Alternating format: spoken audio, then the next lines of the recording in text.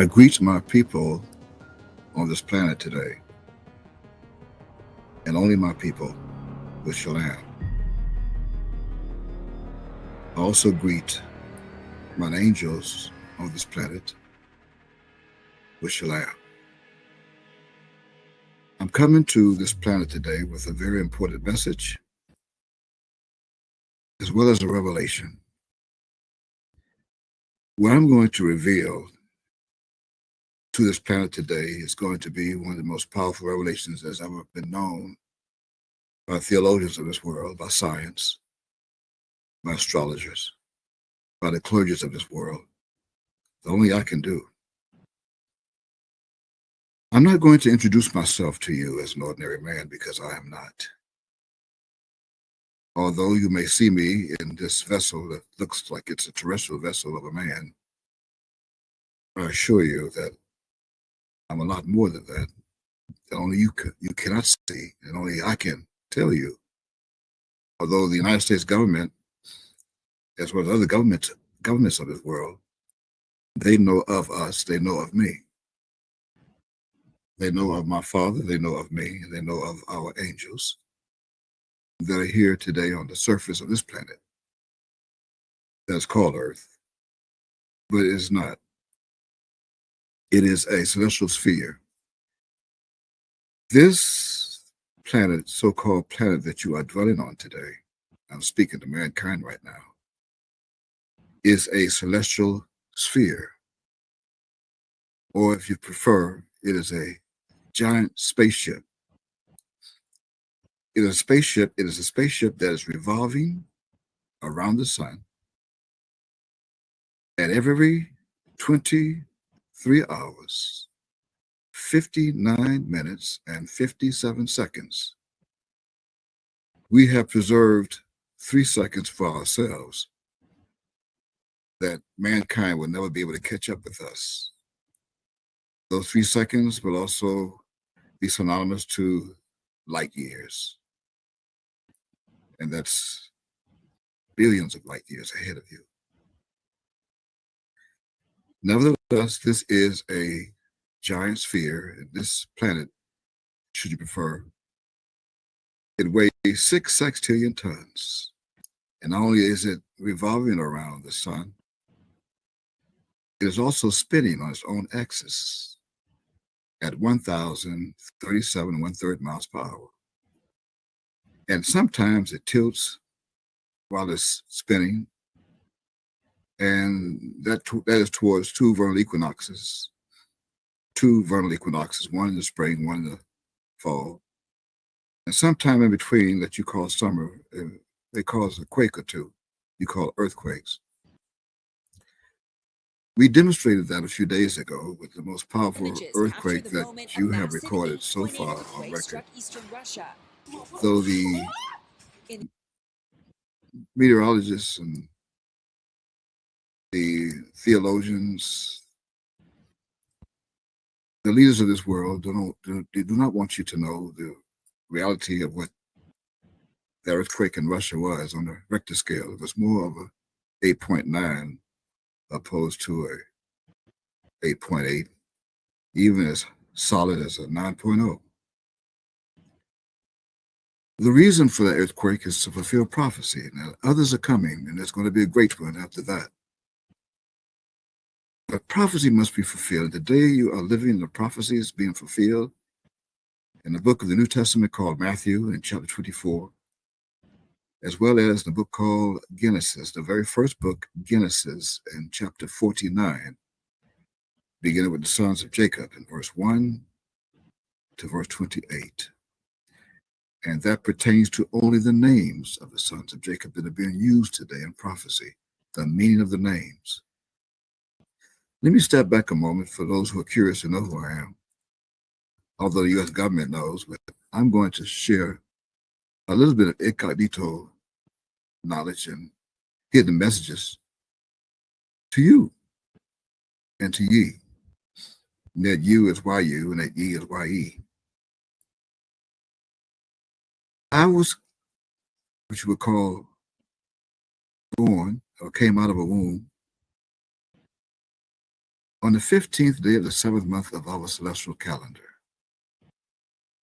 and for the record, the 15th day of the 7th month of our celestial calendar, that's by solar, by the sun.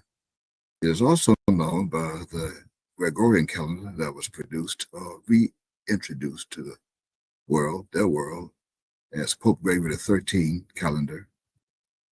It is also known on that date and calendar as September 27th. And the womb I came out of was located in the Western Hemisphere, known as the United States, on this side of the planet, a state called Florida, the most southern state of the United States on the East Coast, and the most southern and the largest city in Florida is known as Miami. That's where I was also raised, in that city, in this terrestrial vessel. What you're looking at right now is a terrestrial vessel that was one time known in biblical and theology as the Word made flesh. I'm going to explain that in a moment. But first, let me reiterate for those who think they know who I am. I'm going to go back to 1979. At the same time, we're going to take you to a scripture or two, maybe a few. So you may want to grab a Bible. The most preferred Bible that I'm going to use today is the King James Version Holy Bible, as I reveal these secrets. No longer a secret. I'm going to reveal them. That way the world will know that they're no longer secrets. These are also biblical and prophetical secrets that was promised to be revealed at my return in the last days. These are the last days. What I reveal and what I'm going to share with you will speak for me, and you'll know who I am. But going back to 1979, right here in Miami, a celestial being in a terrestrial vessel came to this city known as Miami in 1979. And I first approached and appeared in front of that vessel in late September, October, more of October of 1979 that year. At the time, that vessel was only known to many as, I quote, Moses Israel, end quote, also known in Hebrew as Ak Moshe. When I appeared before him that night, on Wednesday night, late October of 1979,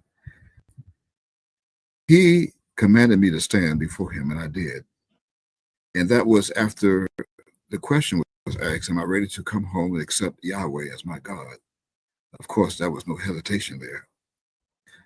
Why? Well, knowing who I was and who I am since I was at least 2.5 to 3 years old, I knew who I was at that time, 3 years old.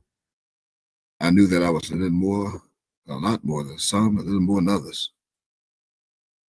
You figure out the rest of that.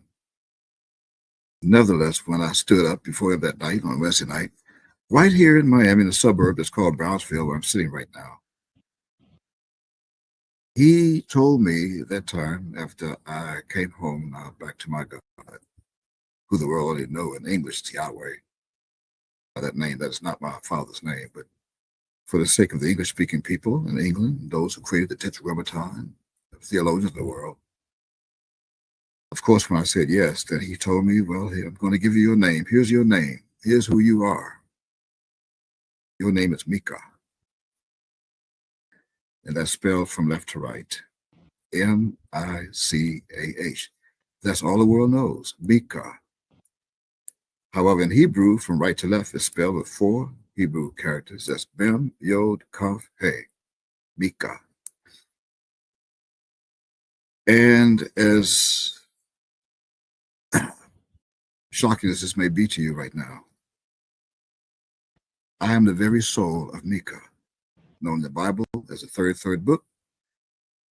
And the theologians has taken it upon themselves to add after my name, or that's not all of my name, but they added Morithite. That's Morithite. There's no such place or no such group of people or family that's known as the Morithites. But that Morithite is more of an allegory. That means more of the height of God. Of course, the word or the name Micah means who is like God.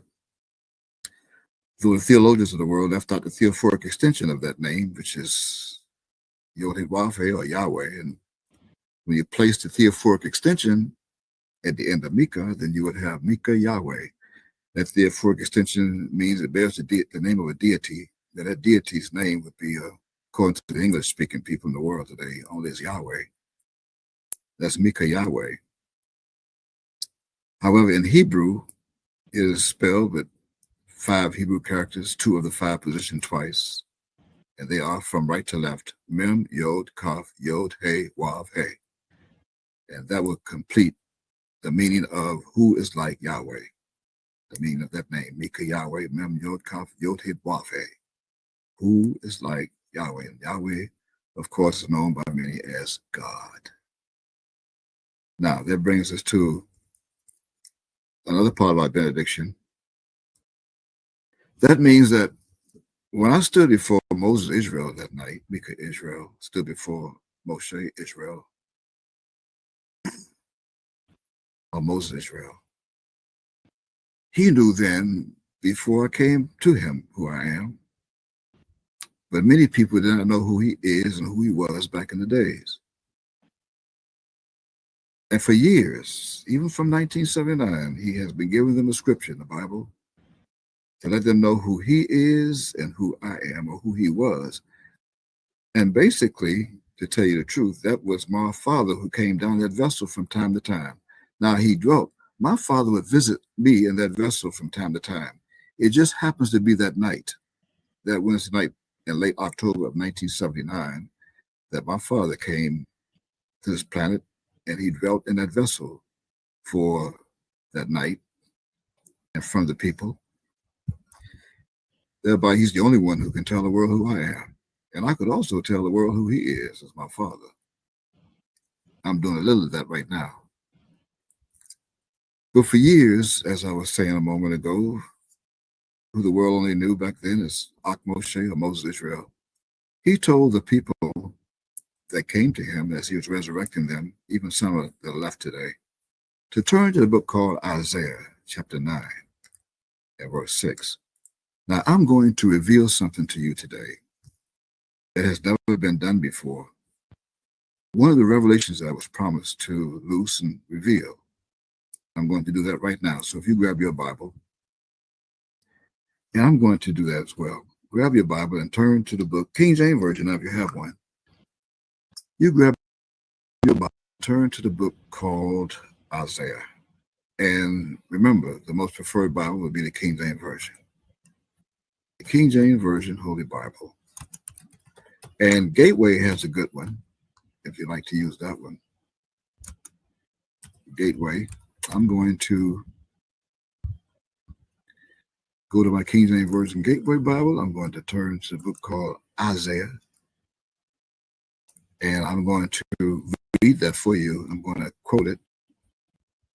And I'm going to read it verbatim. Isaiah chapter 9. To read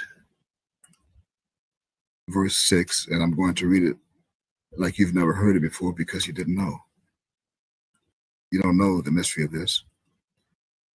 So I'm not going to, this is not my subject. I'm just doing this benediction different, because it's a little mind over your heart. There's a veil.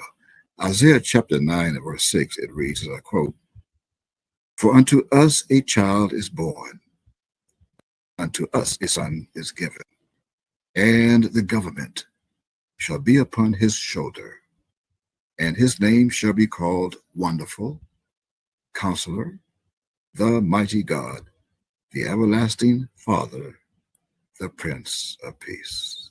End quote.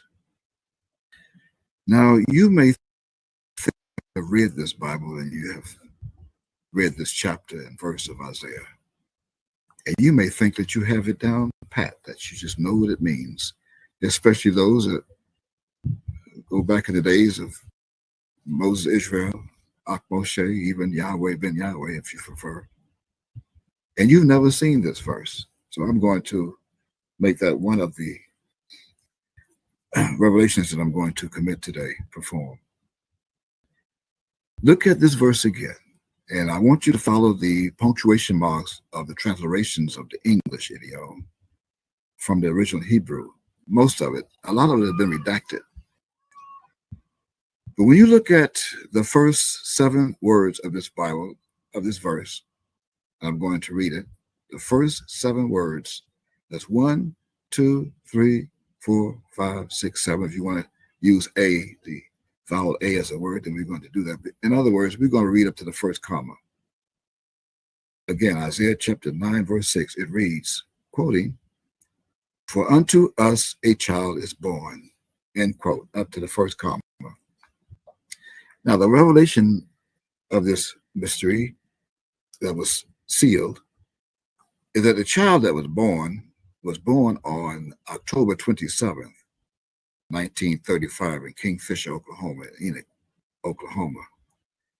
See, it says, "For unto us a child is born." I mean, that child was born to a people that is known as us, the so-called African Americans today, as well as a family of the Mitchells. He was a child at the time that was born unto us, a child that was given to Huron Mitchell Sr. and Pearl Latterman Mitchell. Pearl at the time, Dr. Pearl Latterman Mitchell. That's the child that was given to them. They named him after his father, which is also a simile and a prophetical fulfillment of John the Baptist back in the days when an angel came to Elizabeth and told Elizabeth that there would be a child born from her womb. See, a child that would be born. And he also appeared to, at the time, Zechariah. And Zechariah said, "Well, I'm going to name the child after myself." Zechariah, the angel said, "Oh, no." It's in Luke chapter 1. You can look it up for yourself. It's not my subject, but I need that to aid this revelation. As the angel told Zechariah and Elizabeth, "You will not name him Zechariah, but you will name him John," or Yochanan in Hebrew. And that is what happened today. That is the simile and the fulfillment of prophecy that happened today, back in 1935. Only this time, it appears only as evident now that Huron Mitchell Sr. got his way and named his son, his firstborn son, after himself. Spiritually, though, however, Huron Mitchell Sr., who was also a priest, as well as Zechariah was a priest, his simile was a priest. He named his firstborn son after himself, Huron Mitchell Jr. And spiritually, he also became John the Baptist. We're going to find out more of that mystery for a moment. We're going to use in John chapter 1 when we get to it in the King James Version Bible. But right now, my emphasis is revealing to you that that's the child that was born of Isaiah chapter 9, verse 6. Now, 19 years later, in 1954, a son was given to another us. And I'm going to read that as I continue, which would be the next 6 words. I quote, "Unto us a son is given." And you see given is followed by a colon. Now this given, that colon means you're going to go back now to John chapter 3. And let's go there for a moment. John chapter 3. And I'm going to read verse 16. John chapter 3, verse 16. New Testament. See, I just spoke of John. Okay, in John chapter 3, verse 6, the reason I quote, "Loves the world that he gave his only begotten, as gave of the given, the Son, that whosoever believeth in him should not perish, have everlasting life." Verse 17, "For God sent not his Son into the world to condemn the world, but that the world through him might be saved." And why does it say might be saved? Because those who do not believe are not going to be saved, especially on the name of the Son. And by the way, Mika Yahweh is not my name. I was promised, and I have a name that only I knew and I brought with me during these last days after the womb.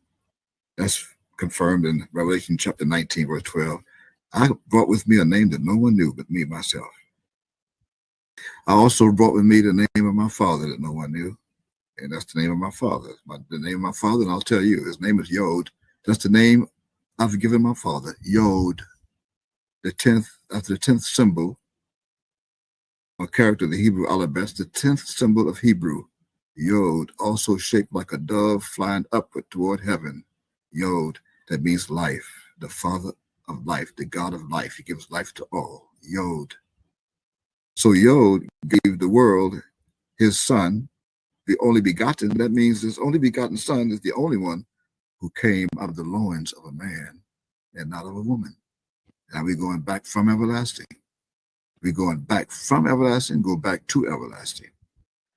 And that's why it reads in verse 16, but have everlasting life. Again, verse 17, for God sent not his son into the world to condemn the world, but that the world through him might be saved. The only people I can save are those that want to be saved. Verse 18, he that believeth on him is not condemned. See, on him. He that believeth not is condemned already. Why? Because he had not believed in the name of the only begotten Son. And I tell you right now that the name of the only begotten Son could not possibly be Jesus, which is Greek, especially a name that begins with a J that was not introduced to the English alphabets until 1635, during the 17th century. There was no J before 1635, before the 17th century. In the English's idiom, neither was there a V in the English's idiom prior to 1635. So how could, after 1635, 1,635 years after the crucifixion of Christ, could his name be Jesus? That means, what was his name before the crucifixion? And a lot of you may say, well, Yahshua. Well, he was known, of course, as another appellation, Yahshua, the son of Nun. Yahshua, the son of Nun. That's not the subject. I'm just using it as a reference, as a footnote, if you prefer. But in verse 18 again, he that believeth on him is not condemned. But he that believeth not is condemned already, because he hath not believed in the name of the only begotten Son of God. And that's the one that was given to us. And that us would be to the children of Israel and to those angels of the Lord. Chapter 9. To us. There's two different groups of us. The first group of us was given, John the Baptist was given, actually born into that us, but not given, was born to us. The first us was a child born. For unto us a child is born, not given, born. That means he will only last for a little while being in that vessel. And that little while ended on May 7th, 2007. That they want to use 71 years. Of course, it did reach October 27th, 2007. So they're going to stop it at 71, that vessel. And by the way, that vessel was cremated. It no longer exists. My people are holding on to a set of videos and cassette tapes and books, holding on to John the Baptist. He even prophesied that there'd be one coming after him that'd be greater. I'm going to get to that in a moment. But for now, in verse 6, continually, and his name shall be called Wonderful. Now, you know that's not a name, but that's how wonderful his name would be. He would also be a counselor, appellation. He will be called the Mighty God. Why? Well, that takes us to Revelation. I'm going to get to in a minute, chapter 1. He will be the everlasting Father. Why? Because he comes from everlasting, and those around him will call him Ba. You have Ab and you have Ba. Ab is my father. Bob is their father. I'm their father. And Ab is my father. He'll also be known as the Prince of Peace. Why? Because he will also be the peace, the man peace. Now let's go to first Revelation and explain that, chapter 1, so we can get the mighty God. Why is he called the mighty God? Revelation chapter 1. And that'll be verse 8. Aleph and Tav. I am not Greek. I am not Greek. I will not say Omega. I will not say Alpha. The theologians of the world from the original Hebrew, and then they handed off to the Greeks, even to the German monks, the German monk Martin Luther, and they translated that then into English, and you have Alpha and Omega. He is not Greek. That is not Jesus, or Jesus. I am not neither one of those names. I am Hebrew. Hebrew, far from beyond this planet. I'm going to get to that. I'm far from beyond this planet.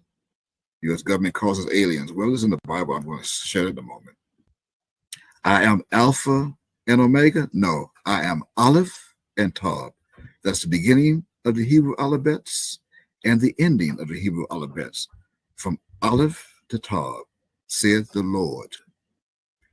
And that Lord is the lowercase Lord. That means the Son.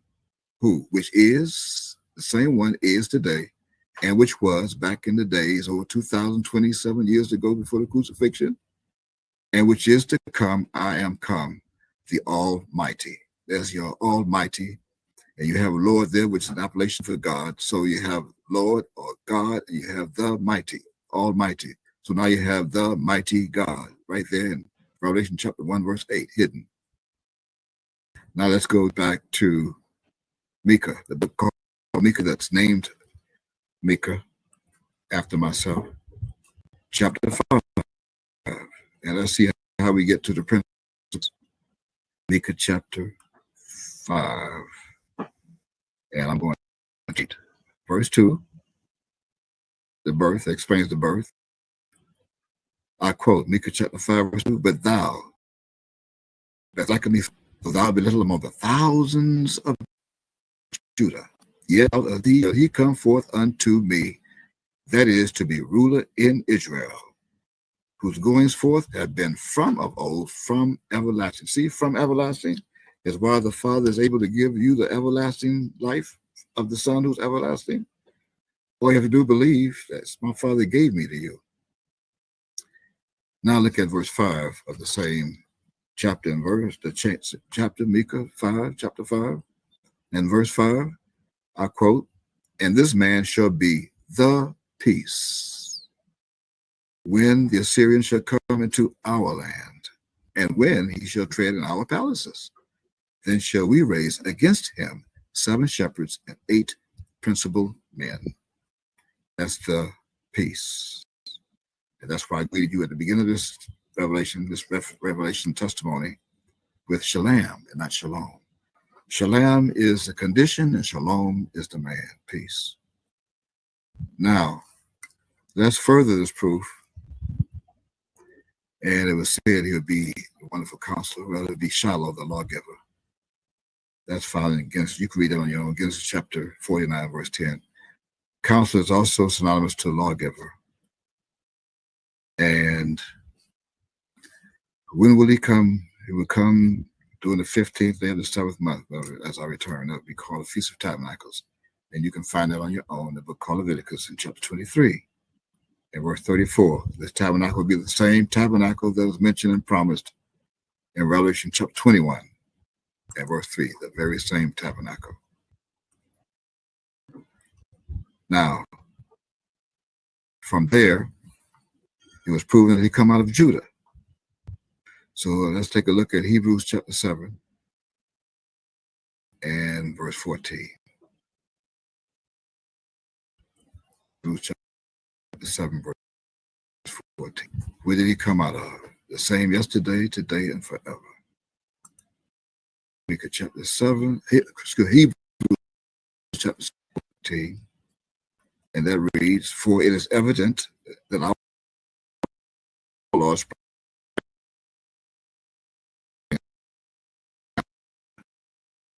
of this verse, and mostly in all the New Testament, they left off the H out of Judah and other names. That H represents Hey, the 5th Hebrew alphabet. H represents 5. Hey.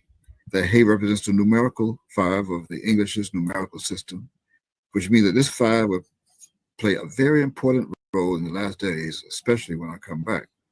I'll reveal the 5 after I first shorten the days of their calendar. That means I will shorten their days of 5 days from 365 back to 360. And that way you will know when I sprang out of Judah, the day of the birth. Without the H, I couldn't get to 5. That means I couldn't reduce to 5 without the H, the 5th element. So the mystery is I've shortened the days according to this also in Matthew chapter 24. I would shorten the days for the elect's sake. And I've shortened those back in 2016. I shortened the days back to 360, a perfect circle, about 360 degrees.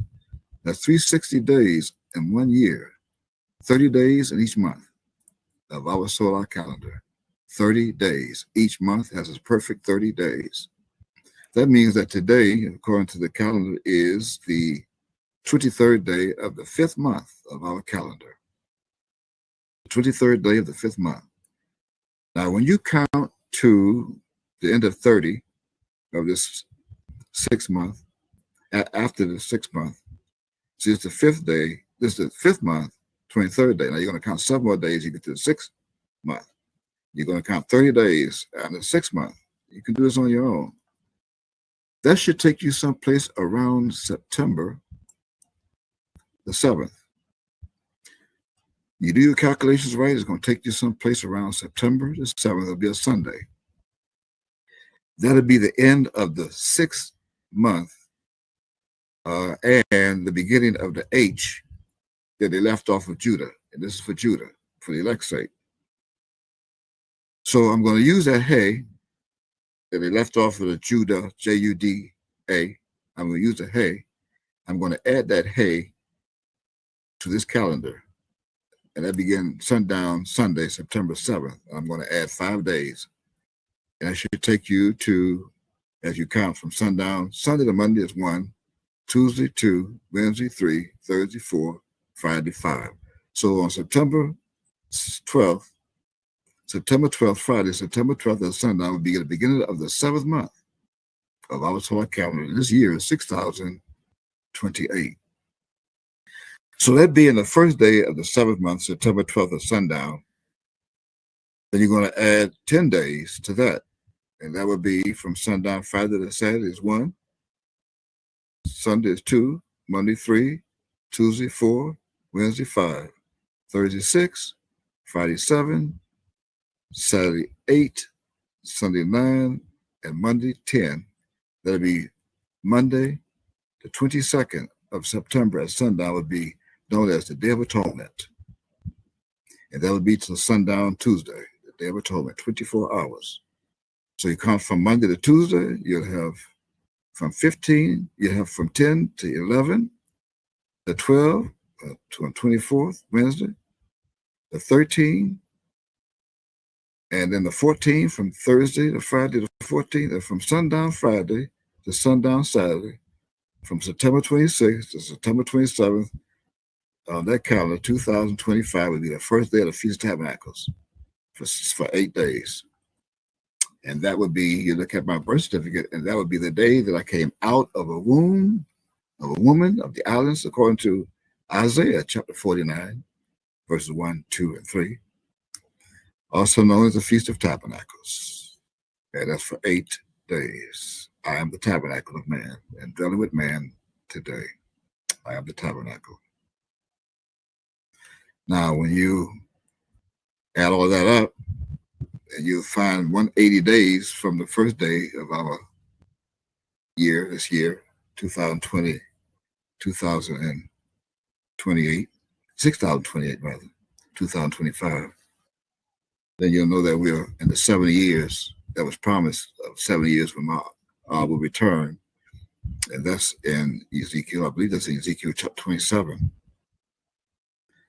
So if you go back and take a look at that, Ezekiel chapter 27, I was promised. And by the way, that springing out of Judah means that I would be the same complexion that you see now. And that doesn't change. In fact, before we go to Ezekiel, When you look at verse 16 of Hebrews chapter 7, and actually, let's look at verse 15 of Hebrews chapter 7 from 14, and it says, "And it is yet far more evident, for that after the similitude of Melchizedek,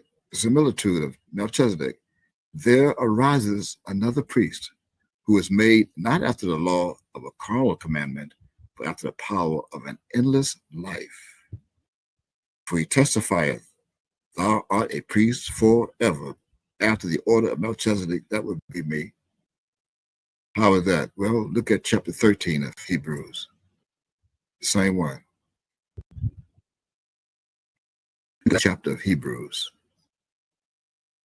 and verse 8. And that says, I'm not going to use that name, it doesn't exist, but I will use the Christ, the appellation. The Christ, the same yesterday and today and forever. That's Hebrews chapter 13, verse 8.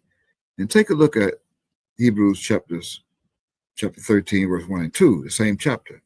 That's going to be my subject. Verse 1 says, "Let brotherly love continue." It also says in verse 2 of Hebrews chapter 13, I quote, "Be not forgetful to entertain strangers, for thereby some have entertained angels unawares." And so what does that mean? That's my subject. My subject is that there are celestial beings on this planet right now that you cannot tell if they are human, as terrestrial, or if they are celestial, that you would call alien or from another planet. And how could you say that this planet is visiting from aliens from another planet when yet we left species on this planet that we created? It's known as mankind. That even goes for the Neanderthal man and the Cro-Magnon man, and even those looking at this video right now, some in Washington, D.C., and in the Trump administration. You are all species that we created. We come back to see how you're doing. That's where we left Hillel here on this planet, to see how he's doing. You can look and see how he's doing today. He's doing his nature. That's how he's doing. And my Arb is coming. Well, he's on the way. He's here. He comes from time to time and visit me in a vessel, in a spirit, in that vessel. And he comes and sits right down and talk to me in this house. And comes inside my body and talk to others inside this vessel that you see. I'm going to prove it. But first, let's go to Ezekiel so you can see after 70 years. That 70 years began in 1954. And the end of 70 years would be 2024. That's 70. Now go to Ezekiel for a moment. I believe it's chapter 27. Let's see if we can bring this back to life and reality and not fantasy. And I'm almost sure it's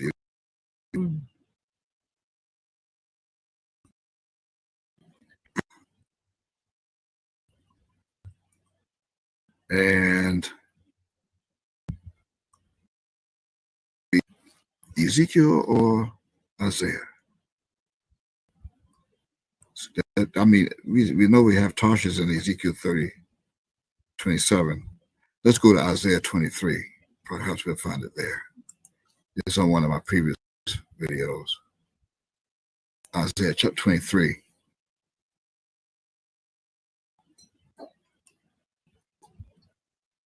That's where we'll find it. Isaiah chapter 23. And let's look at verse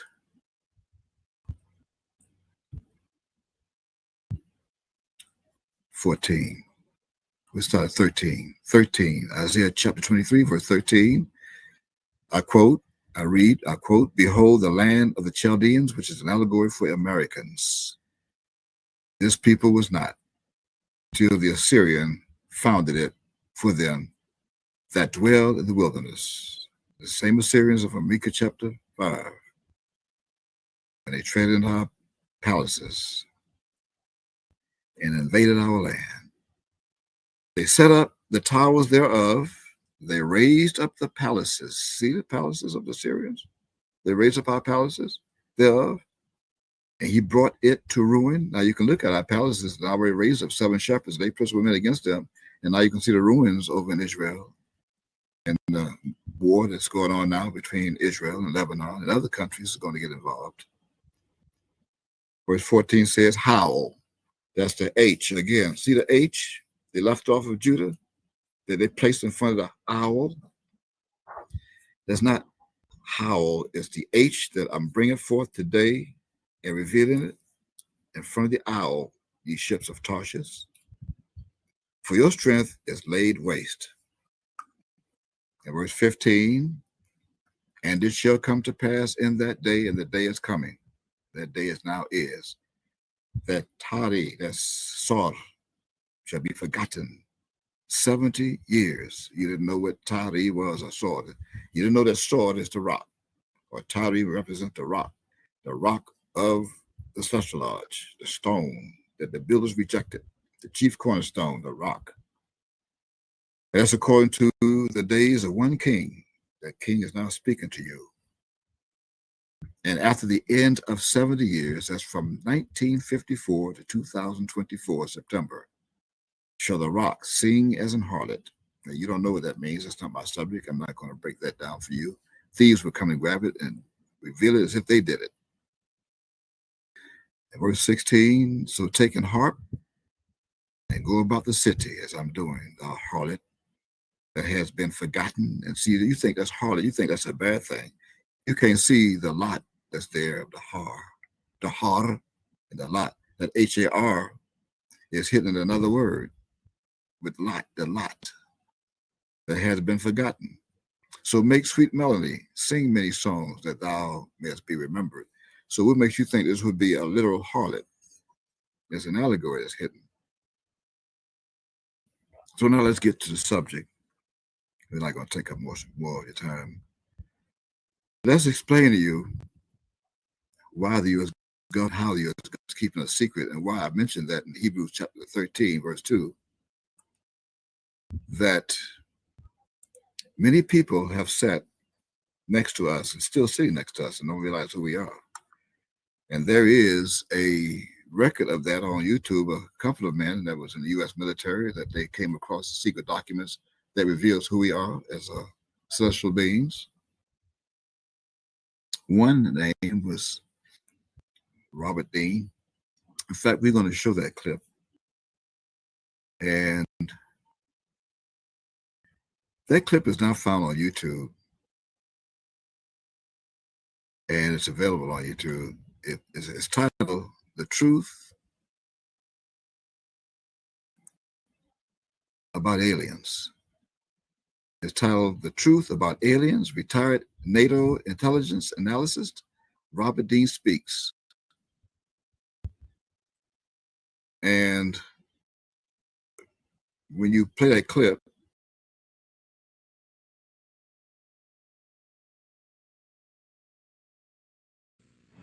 for 22 and a half years, I served in the United States Army. During my tenure, I was on many occasions asked to serve as the official, unofficial UFO consultant dealing with UFO matters in the areas of my assignment. As a result of my involvement, I was able to ascertain that the United States government knew a whole lot more about UFOs than it was telling the American public. That there was an intelligence involved, that there was a highly evolved technology. I learned that to a degree, we were carrying on a dialogue with this intelligence. We were making every effort we could to acquire this technology and make it part of our own existing technology. We did this, I was told, in the interest of national security. We also had an officially sanctioned deception program. This was in total disregard as to the impact this would have on the individual witnesses and also on their families. This ultimately led to my disillusionment with the program and my involvement in it. I sincerely feel that no government has the right to destroy the lives of the people which it is supposed to serve. While I was in the military and I got to the point where I was no longer interested in trying to be part of the program and actually was going against the program, and I started to be very open and talking about what was going on. This resulted in every effort being made to try to destroy my military career. I was threatened, and they even tried to force my military retirement, or I could face possible court-martial. These actions failed, of course, as you know. At one point, I even had an individual come up to me, point a gun at my head, and inform me we could have a training accident, and this would end this foolishness once and for all.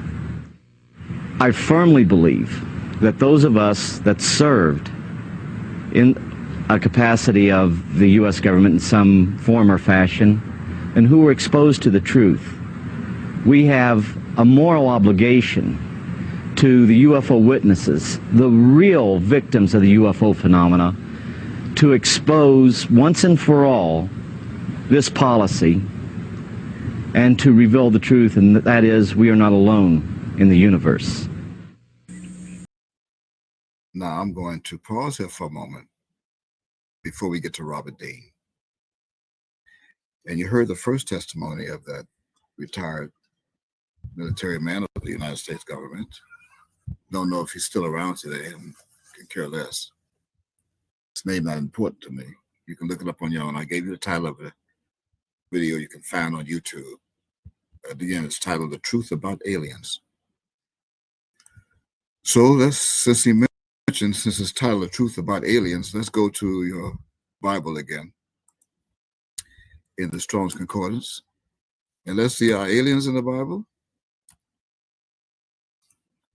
What aliens are they referring to? Well, why we've been called aliens? Well, have you ever looked up aliens in the Bible? Or did you know it's in the Bible?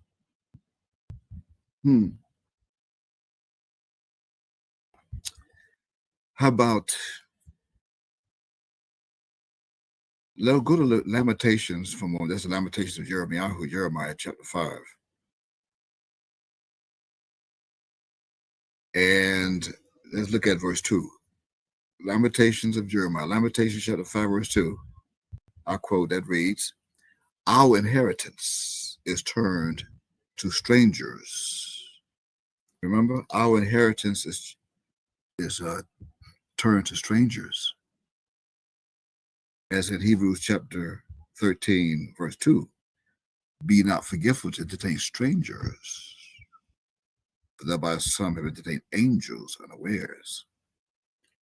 Lamentations chapter 5, verse 2, "Our inheritance is turned to strangers, our houses to aliens." Aliens. That's Lamentations chapter 5, verse 2. Are you shocked? And in this definition, this meaning of aliens has come from a Hebrew word known as nakri, spelled in Hebrew from right to left, Nun, Kaf, Resh, Yod, nakri. And it means unknown or unfamiliar.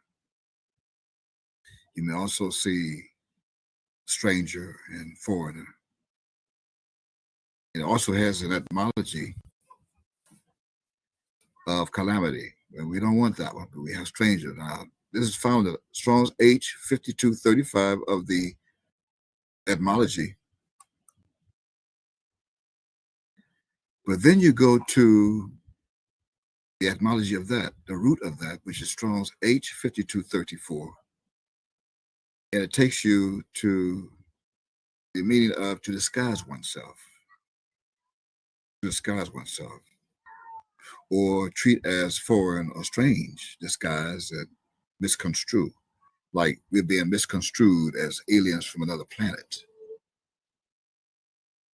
However, the very first meaning that you'll find in your concordance of alien, I mentioned this under H5237, nakri, and that's where you'll find unknown or unfamiliar.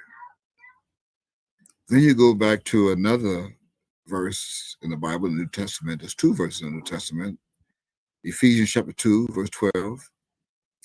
And that reads, "That at that time ye were without Christ, being aliens from the commonwealth of Israel, and strangers from the covenants of promise, having no hope and without God in the world.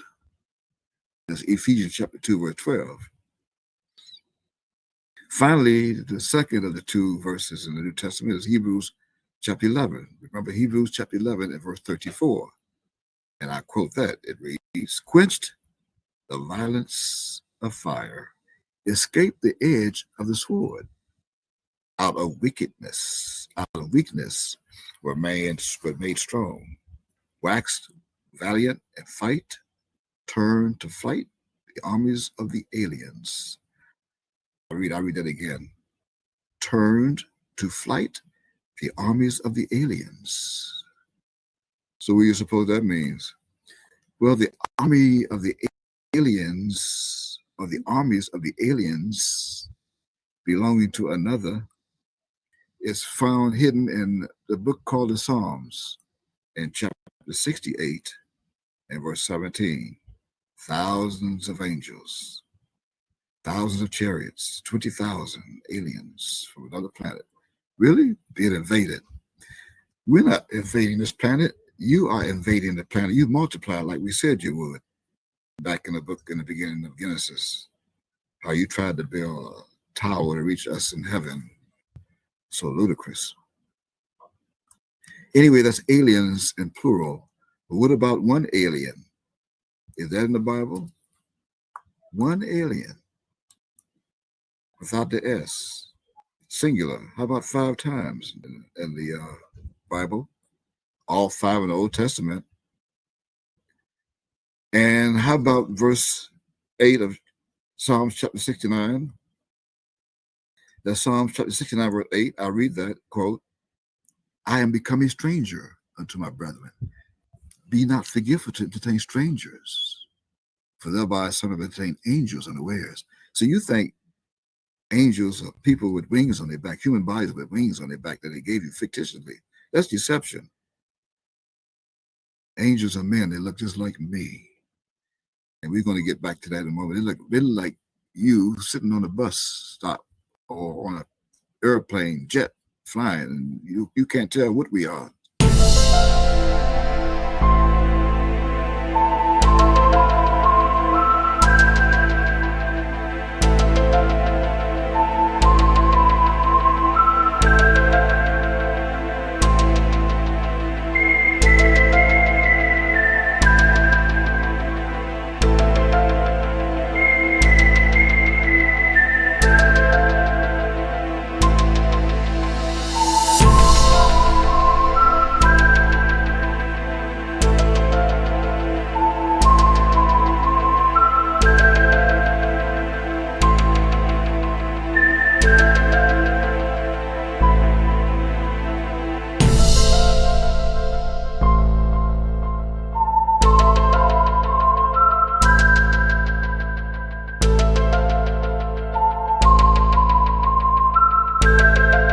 See next to you. Again, Psalm 69, 8. "I become a stranger unto my brethren and an alien unto my mother's children." That means my mother's children did not know who I am. They still think I'm weird. Isaiah chapter 61, verse 5 says, "And strangers shall stand and feed your flocks, and the sons of the alien shall be your plowmen and your vine dressers." I mean, be not forgetful to entertain them.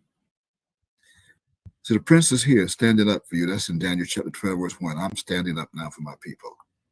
And that would also be a part of Isaiah 9:6, where it says, "The Prince of Peace." Well, the great prince is Michael. You can look at that as a footnote in Daniel chapter 12, verse 1. But look at the aliens that we find in the Bible. They want you to think that they're a bunch of animals or some monsters that you should run from. Not so. Do I look like a monster that you should run from? So you're looking at me in this vessel, as you see. I look like you. What if I look like an alien that you think is an alien and my true self? Would you run from me? And they paint in your mind, would you run from me then? Let's prove it. Let's go back to that video on YouTube and let's hear what Robert Dean has to say. A little of what he has to say.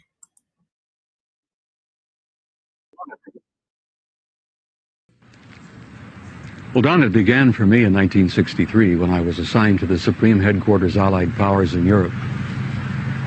I arrived in the summer of '63 and I was assigned to the Operations Division. I was further assigned to what we call SHOC, the War Room, the Supreme Headquarters Operations Center. And at that time I was given a cosmic top secret clearance, which was and still is the highest level of security access that NATO has. When I was assigned to the War Room, I learned that a study had been initiated in 1961, and everybody was talking about it. They were gossiping about it. And the subject was UFOs, and that intrigued me a bit. When that study was concluded in 1964, and it was published, and I was still working in the War Room at that time, I had access to this document. I had a chance to read it. And having been exposed to it, I must tell you honestly that my life has never, ever quite been the same. Because I read first-hand reports, verifiable NATO military material that indicated that the UFOs were not only real, that they represented something far beyond anything I had ever imagined before. When the study was concluded in '64, they concluded that there were 4 different groups apparently coming and visiting us. Out of those 4 different groups, one group looked exactly like we do, so much so that they could sit beside you in a restaurant or in an airplane or in a theater, and you'd never know. And that particular point bothered the military guys a lot. The point being that some of these people from somewhere could be walking up and down the corridors of SHAPE headquarters, or they could be walking up and down the corridors of the Pentagon. One day at lunch, a lieutenant colonel made the remark, he says, "Jesus, do you realize they could even be in the White House?" They could even be in the White House. Right, Donald? Now let's reveal this as we let you go about your day. I'm going to reveal another secret in Revelation. How did we get here? Well, how did you get here? You got here with us. We got here from another galaxy. We flew this planet here. My father flew this planet here. I told you it's a spaceship.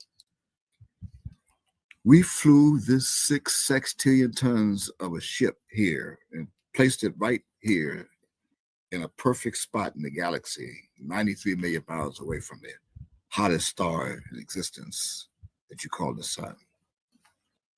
And that way we can have air and it get hot and cold and snow and we can control the weather.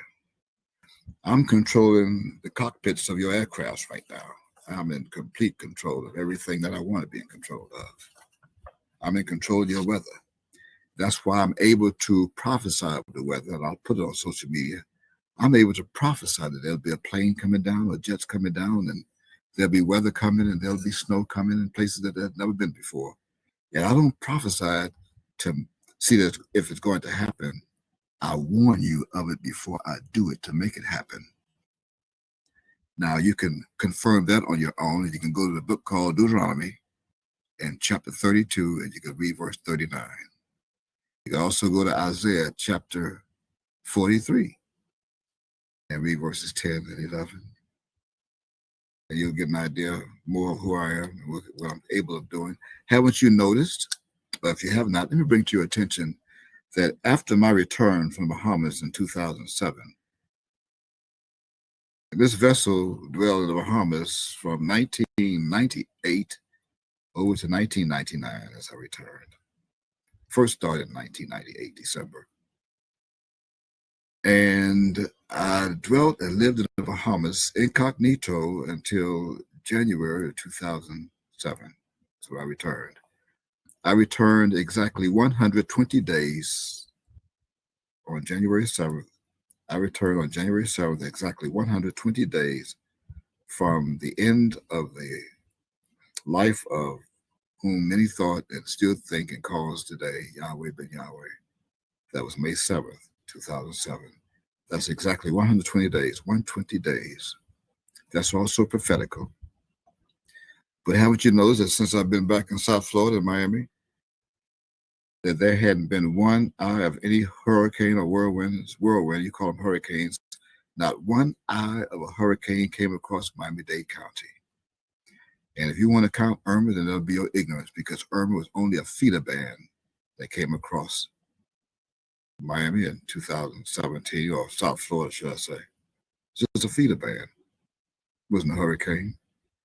The hurricane that came across Broward County, the last one before my return, was called Wilma. You can look it up. I'll speak the truth. But haven't you noticed that everyone that's predicted for the past 18 years all turned away from South Florida? Some started in the Gulf in the South, near Cuba, and near Brazil or near Mexico. And they went straight up, or they predicted to come across Miami-Dade County, and I made them go straight up toward the Florida coastline, Louisiana, Alabama, Texas. But none came across Miami-Dade County. Does that not leave you puzzled? It should. Here's something else that's going to leave you puzzled. Turn to John chapter 1 in your New Testament. Flesh, that's the subject. John chapter 1. Flesh. Let's go to that. John chapter 1, and we're going to start at verse 1.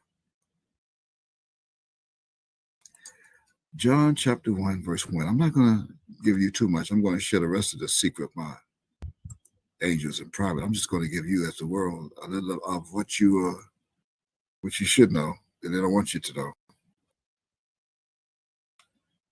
And John, begin with John chapter 1 of your King James Version Holy Bible. Let's see if we're going to select the best Bible. I do like to go with the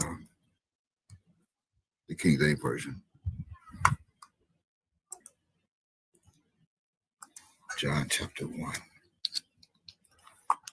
And I'm going to quote verse 1. John chapter 1 and verse 1. And that says, I quote, verbatim, in the beginning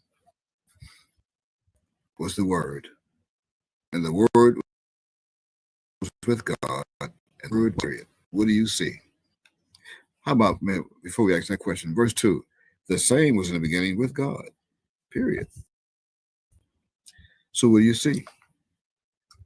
And the theologians of the world, they tried for many thousands of years or at least 2,000 years, to get the meaning of this, and they could not. Although the scientists of the world now, and those in the United States government, NATO, NORAD, even the military, the President of the United States, they call it aliens. I just went over aliens with you. A little of it. Okay, well, in the beginning was the Word. So the first thing you must do in order to get the comprehension of this is find out what the Word is. So what's the Word? This word that you see here, in spelling in English from left to right, W-O-R-D, the W is there to protect the O-R-D. The W, of course, in English, W is placed there for the Hebrew Wab, the 6 Hebrew alphabet, Wab. Wab is the mark of protection. So opposed to placing an L there, they placed the W there for Word. You get Word, you get Lord. But when you go to Word in your Bible, Word represents matter. That's M-A-T-T-E-R. Now you can find and confirm that in your Strong's Concordance under H1697, 1697. That's actually Dubar. Dubar. Again, the Strong's Concordance H1697. You get Word, And that word definition is going to take you to matter, M-A-T-T-E-R. Matter, M-A-T-T-E-R. Now, when you look up matter in your dictionary, you should get a dictionary too, you're going to need one, only for a couple more minutes. When you look up matter in your dictionary, matter takes you to a substance, a physical substance in general, according to dictionary.com or the Oxford Language Dictionary, a distinct from mind and spirit matter. That's physical substance in general. In physics, that with which occupies space and possesses rest mass, especially as distinct from energy. That means in the beginning was a distinct difference of energy, distinct difference from energy, of mind and spirit in physics. It was a physical substance, like what you may call today aliens. It was just a matter of circumstance, the word, celestial beings. And we have imagine me being a matter. I place that, looks like a matter. See, a matter would be what you would look like if you think is an alien from another planet. When you go to matter in your concordance, M-A-T-T-E-R, it would take you, first of all,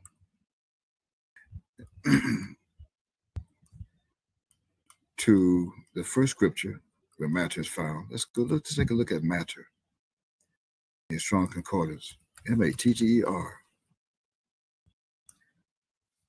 The first scripture it takes you to in the New Testament, or actually the Old Testament, begins in chapter 24, verse 9.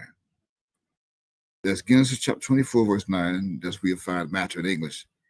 It reads, I quote, "And the servant put his hand under the thigh of Abraham, his master, and swear to him concerning the matter," end quote. Again, it takes you to H1697. You look in concordance, that's the first place you're going to see it, with the same reference of your concordance, H1697. That's the same matter of the word that was in verse 1 of John chapter 1. Now, to prove that this matter is actually a being before it became flesh, take a look at the book called Job in chapter 32.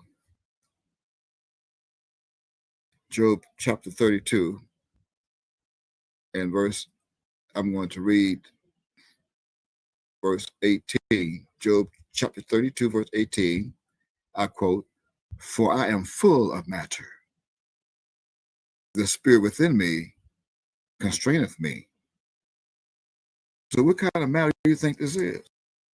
This matter is full of power, full of spirit, celestial power, in so much until I can turn hurricanes away from what mankind thought was going to follow the path of their predictions, their computer models. They cannot predict what I'm doing. This matter also takes you right back to speech and utterance and word. That speech and utterance and word takes you back to the beginning. Not John chapter 1, but go back to the beginning of Genesis chapter 1. So what word would that be? Here's a matter that's speaking in Genesis chapter 1, which is also the word speaking. 3, Genesis chapter 1. Well, look at verse 1. Beginning, God created the heaven and the earth, singular. Verse 2, "And the earth was without form and void, and darkness was upon the face of the deep. And the Spirit of God moved upon the face of the water," the same Spirit that we just mentioned in Job. The same Spirit in Job chapter 32, verse 18. And in verse 3, God said, "Let there be light." And there was light. See the matter, that's the matter. The matter speaks, the word speaks. And when you go back to John chapter 1, read that again. John chapter 1 and verse 1. Let's get the understanding now. In the beginning was the Word, and the Word was with God, and the Word was God. That means the Word was with God. That means that was a matter. The matter was with God. God was a matter in the beginning with the Word. In the beginning was the matter, and the matter was with God, and the Word, the matter was God. That means something happened in order for the matter not to become God anymore to the world. Why? Because the matter began to look like a being. The same was in the beginning with God, the same in verse 2. You see, all things were made by him in verse 3. And without him was not anything made that was made. In him was life, Yod, and the life was the light of men, the son of Yod. And the light shineth in darkness, and the darkness comprehended it not, because they don't know me. However, they did know that it was given them a man that was sent from God, whose name was John. Unto us a child is born. John. There was a man sent from God, whose name was John. The same came for a witness, to bear witness of the light, that all men through him might believe. And one of the things that John mentioned when he was here before he left was a book that I wrote in 1992 and sent it to John while he was in prison. Did you not know that John was in prison before? Back over 30 years ago, John was in prison. Only that time they beheaded him. Well, they beheaded him into a spiritual beheading. They took him away as the head of the nation of Yahweh, the Temple of Love in Miami, Florida. They beheaded him. And I visited John even over 2,030 years ago in prison. Just as I visited John during this era of prophecy and time. Back in 1992, John told me to write a book to see if it's really time for the end of the world. If it's me, is it me? So I wrote a book to let him know it's me. And I wrote the book and sent the book into John's prison cell by way of one of his attorneys that handed him my book. And after John read my book, then he fulfilled John chapter 1 and verse 7. Take a look at it again. John chapter 1, verse 7. The same came for a witness, to bear witness of the light, that all men through him might believe, because they don't believe. Just like right now, to my right, to the left of your screen, is the book. The results of the book that I wrote, that John titled himself, I quote, I bear witness of the Son, Yod-Heh-Wav-Heh, which is an appellation. It's not a name. John titled that book. John titled that book.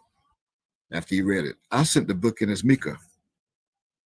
I put a front cover on it with 5 black bold as big as a sheet. You can get on a sheet without overlapping. M-I-C-A-H, Micah. John sent the book back and placed on the front cover, I bear witness of the Son, Yod-Heh-Wav-Heh. And now my people don't believe. That's why they might believe, and they don't believe. And they're going to fall into Revelation chapter 21, verse 8. That's fulfillment. I guarantee you that. You're going to fall right into it. You're going to fall into Revelation chapter 21, verse 8. You're going to become a coal to the fire. We're here. Nevertheless, back to John chapter 1, verse 8. See, John was not that light, but was sent to bear witness of that light. That was the true light, the spirit of truth, which lighteth every man that cometh into the world. He was in the world, in verse 10, and the world was made by him, and the world knew him not. I mean, he came to his own. He came into his own received him not. Now, they received John, but they wouldn't receive the word. Isn't that amazing? You know this could not be referring to John. They received John. They're still receiving John today. They call him Yahweh ben Yahweh. But as many as received him in verse 12, to them gave he power to become the sons of God. The sons of God. Did you know that God had more than one son? Yeah, you have sons, but he only has one begotten son. Even to them that believe on his name. And see, they too, those who became the sons of God, they too came from where I come from. You call them aliens from another planet. They are the sons of God. That's both male and man and woman, male and female, the sons of God. Why? Because they believe on my name. They believe who I am. And they too are incognito. That's why you should be kind to them as strangers and be not forgetful to do that. You entertaining my angels unawares, which were born not of blood, nor of the will of the flesh, nor of the will of man, but they were born of the will of God. They are celestial beings from another planet. That's verse 13. That's the mystery. And all of a sudden in verse 14, and the word was made flesh and dwelt among us. See the us? That's the same us in Isaiah 9:6, the second us that was given the Son. And we beheld his glory, in parentheses. We beheld his glory. Why? Because he's the same as the Son. They look just like me, in which you think are aliens. The glory as of the only begotten of the Father, full of grace and truth. See, they don't know me, but my angels know me. Look at John chapter 14 for a moment. Before I go any further in chapter 1, go to John chapter 14. Same John. They don't know me, but my angels know me. Look at verse 6. John chapter unto them, I said to them, I am the way, truth, and the life. No man cometh into the Father but by me. And that's the tetragrammaton part of it. The first part is the door in John chapter 10 and verse 9. The first part, which is hey, see hey twice. The first part of the door of that tetragrammaton is the door. And that'll be in John chapter 10 and verse 9. That says, I am the door. By me, if any man enter it, go in and out and find pasture. Then you go back to John chapter 14. Then you'll find the way, the truth, and the life. In verse 6, the way, the truth, and the life. No man cometh to the Father but by me. So you have the way, the truth, and the life. Yod, He, Wav, He. If ye had known me, see ye had known me, you should have known my Father also. And from henceforth ye know him and have seen him. However, the subject is down in verse 16 and 17. I will pray the Father, he shall give you another comforter, that he may abide with you forever. Verse 17, even the Spirit of truth, whom the world cannot receive. Now you're right back at John chapter 1 and verse 10. You're right back to it. The world knew him not, because it seeth him not. See? Neither knoweth him, but ye know him, for he dwelleth with you and shall be in you. That comes from John chapter 1. That he was in the world. The world was made by him, and the world knew him not. That's in verse 10.